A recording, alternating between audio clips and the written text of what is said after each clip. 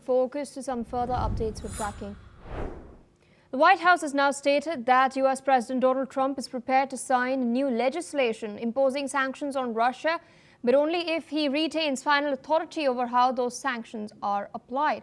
A senior White House official has confirmed that the US President's position is this itself after Trump told reporters that he was open to Republican-backed efforts targeting countries that would continue doing business with Moscow, especially amid Russia's failure to negotiate a peace agreement with Ukraine. The proposed bill, led by Senator Lindsey Graham and Representative Brian Fitzpatrick, would penalize nations that purchase Russian energy exports. Trump has also suggested lawmakers may add Iran to the measure as well. Still with us on the broadcast is Mayor General Sudhakarji. Interesting development coming in. We do know that we have seen Donald Trump weaponizing tariffs as a means, in India's case particularly, as far as its import of Russian oil and energy is concerned. But at the same time, the United States continues trading with Russia for key minerals, for fertilizers as well. But nobody seems to be calling out this double standard that the US is engaging in. Yeah, if that question is for me, I would say we are missing the woods for the trees. He may be putting pressure and putting penalty of 25% additional on India for buying oil. He may be calling out oil, but the hidden agenda of Trump and his administration is to take effective and meaningful measures and prevent de-dollarization. India is one of the countries. There are many countries in the world. We are doing transactions with Russia in non-dollar currencies. Yes. So what we are doing in ruble, we're doing in rupee, and we are doing in yuan. So more you do is, for the ease of understanding of our viewers, let me explain. The Indian oil expenditure for 2024 was close to 134. It may be plus minus this side, that side, $134 billion. Out of $134 billion of last year, $75 billion transaction was done in non-dollar currencies. So isn't 75 billion for 1 year, for one country, big enough and a slow process of de-dollarization? It is. So it is actually weakening the dominance. There was a time when the dollar used to dominate 89% as a reserve currency in the geoeconomics, in the global economic order. And now, during pandemic, it went down to 54%. Now, I believe it is bounced back to around close to 56, between 56 and 59%. And the domain experts, economic experts, those who specialize on the subject, they have claimed that the day the dollar dominance in the global order as a reserve currency goes down below 50%, that will be the end state of USA as a superpower. Assuming or given the fact that they are running a debt of 37 trillion, Yes. $37 trillion of debt, and the resources required to run the normal routine governance in USA is 6 trillion per annum. Their revenue generation is just about 4 trillion. So there is a deficit of 1 trillion here, and they have to pay off. The interest servicing is amounting to around 1 trillion. Approximately $3 trillion deficit they have to manage year by year. So how do they generate this kind of fund? So that is the criticality. They are actually trying to put pressure on India, and therefore it is no double standard, double talk. It is all national interest of USA which is being safeguarded. And therefore, yesterday only we would have seen in the news that India has been coerced, I would say. It has been forced to actually go in for relaxing the oil deal.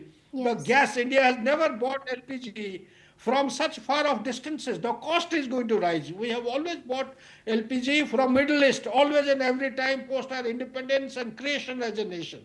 This is for the first time India is doing to please Donald Trump and buying. There is a 10% rise in the expenditure on LPG. Instead of buying from Middle East, we are buying it from USA. This is simply to please Donald Trump and make sure that the transactions are carried out in dollar and we do not indulge in slow poison and incremental poisoning of de-dollarization. This is my understanding, Pia, and for whatever penny is worth that I can contribute to your channel. Back to you, please. Absolutely, sir. Requesting you to stay on with us. We're tracking some other updates this time regarding what's taking place in Europe as far as the war is concerned. We're now learning that a Russian missile strike has killed a 17-year-old girl and wounded at least 9 others in Ukraine's eastern Kharkiv region.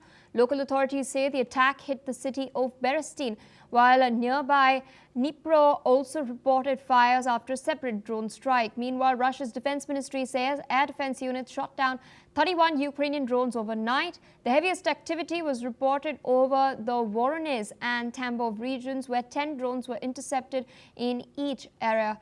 In the Moscow-backed Donetsk People's Republic, regional leader Denis Pushilin has stated that Ukrainian forces struck the Zuyevskaya and Stryobishevskaya thermal power plants. He's reported widespread outages with boiler houses and filtration stations knocked offline. Still with us on the broadcast is Major General Sudhakarji. Day by day, we're seeing the barrage of attacks targeting energy infrastructure continuing to take place. We've been discussing this especially with winter rolling around the corner. But I wanted to take a little more protracted view of the situation. How do you see this playing out? Because Russia has recently stated that it is open for talks in Istanbul with Ukraine. It's good. It's very positive. So showing signs of progressive stance, I would say. But the outcome, I know, nothing will happen. Why nothing will happen? Because although, you see, there are two aspects which need to be understood by us, by the viewers.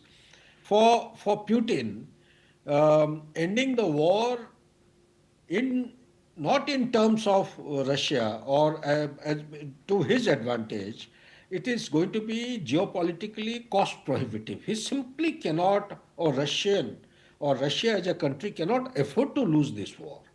They have to end the war in terms or as per the requirement, as per the understanding, as per the parameters which have already been etched out on ground and in the mind of the people of Russia and particularly the leader Putin. He is doing a good thing, let me tell you. Putin is very right, because I'm saying this with a lot of conviction and confidence, because the real problem has to be addressed.